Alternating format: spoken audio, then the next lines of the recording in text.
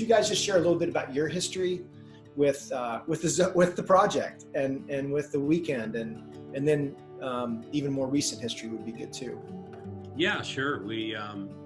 So one of the things about the Rendezvous Project is it's a 12-session series, but we also have bonus materials in there too.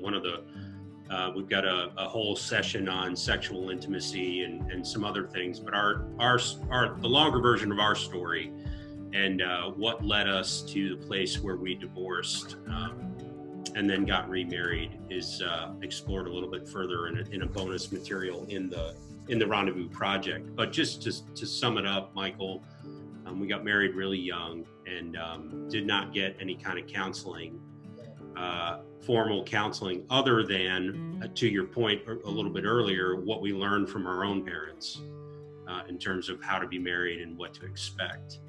And those weren't necessarily intentionally taught. They were just, we observed our parents. So I think we brought a lot into that, a lot of that into our relationship. And so we got married September 21st, 1991, and got divorced September 21st, 2005, 14 years later. And it was really because we were both completely disoriented. The false self in both of us was ruling our lives, and that led to a path of death and destruction, really. But God's a great redeemer, and so brought us to a place at the foot of the cross where we were rescued by Jesus, and he showed us a path to come back together. It took about 1.5 years before we got remarried again, of counseling and exploration and conversations, pursuing intimacy with God and one another.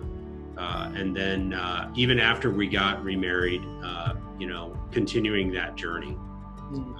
But he led us to a place of being able to share our story very transparently in the context of a church setting.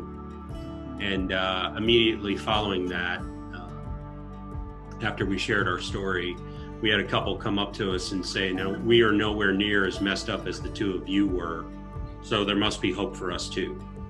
And that led us to a cup of coffee with them, and then that led us to a place of a lay leader position at the church, leading the marriage ministry, seeking and acquiring counseling training, and then becoming counselors at the church for marriages.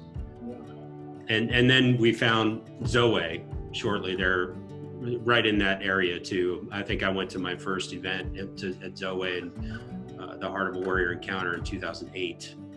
So 2013 is when you stepped into one of those earlier Rendezvous. Was it in the mountains? Was it in the? It's in the mountain houses. Mm-hmm. Yeah, the mountain houses up near Boone and Blowing Rock. Yeah. And it was so beautiful, the intimacy of it. Like you said, the fewer couples. It was probably only 10 or 12 couples, and just watching the guide team, the couples, you two and the Andretians and the Barcalos, and the way you moved together in these conversations and what you offered was completely different than what we had been experiencing in other marriage conferences.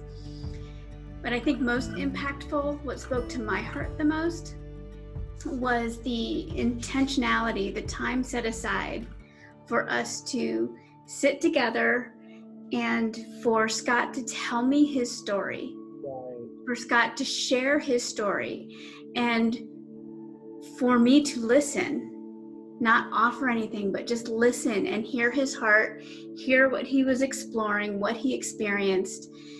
And you might think, well, what could he tell me that we hadn't already talked about? But there's so much just in what he'd been exploring through the Heart of a Warrior. It was so beautifully intimate, just sitting there listening and hearing him tell his story. And then, the other way around, I got to share my story and he got to listen. And through the weekend, that set the stage for such intimacy with God and with each other.